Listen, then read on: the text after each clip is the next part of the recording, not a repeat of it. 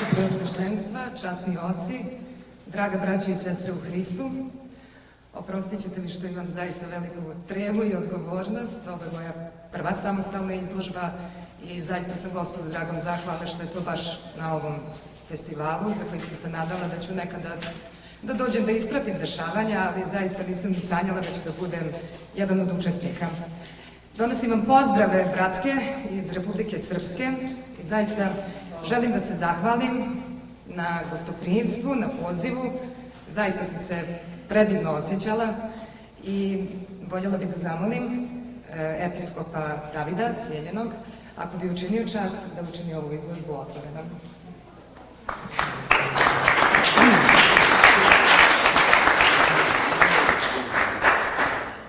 Počinjem ovo kratko obraćanje jednom punoznačnom rečenicom, svetootačkom, koja glasi otprilike ovako. Život bez praznika jeste kao veoma dugačak put bez gostionice. Danas je zaista jedan veliki praznik, u suštini jedna bogata gostionica, a ta bogata gostionica za mene lično je pre svega velika i samožrtvena ljubav koju episkop najsvetije Timočke episkopije, gospodin Ilarion, pokazuje, kao i ljubav svih vas, tako da kada čovek poseti tu gostionicu, kada zajedničari u ljubavlju sa svima vama, kada vidi atmosferu ovog festivala, ovu izložbu, zaista tu gostionicu uvek želi da nosi sa sobom. I to je atmosfera koju vam kažem ovo bez da uopšte laskam, koju ću uvek nositi sa sobom. Veliki poznati teoretičar umetnosti Teodor Adorno isto tako izgovara jednu punoznačnu u oblasti umetnosti rečenicu i kaže da umetnost treba da unosi haos u društvu.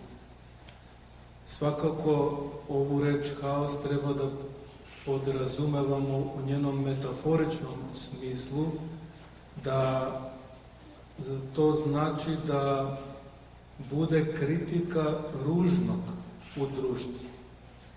Jer društvo ponekad zna da se zadovolji sa njegovim, rekao bi, oprostite na grubu reč, njegovim mizernim larpurlatističkim stavovima. A mizernost larpurlatizma se sastoji u tome što se on zadovoljava samo površnim. Zato sveti starac Porfirije Kavsokalivit kaže da kada vidimo nešto lepo, mi ne treba da stanemo na to, samo na pojavno, nego treba da se udubljimo i da vidimo šta stoji iza toga. Kada čovjek vidi neku lepu planinu, kao što je ova Rtanj ovde, ne treba da stane samo na to što vidi, nego treba da se zapita ko je stvorio tu planinu, ko je slikar, ko je umetnik. I onda dolazi do jedne reči koja se meni mnogo sviđa, to je pronicanje. Dolazi do pronicanja njegovog života sa Božjim nestvorenim energijama. Lepo je što je naš umetnik danas ovde, tako da kada vidite njene slike, možete sigurno posle toga i da porazgovarate sa ličnošću koja je stvorila te slike.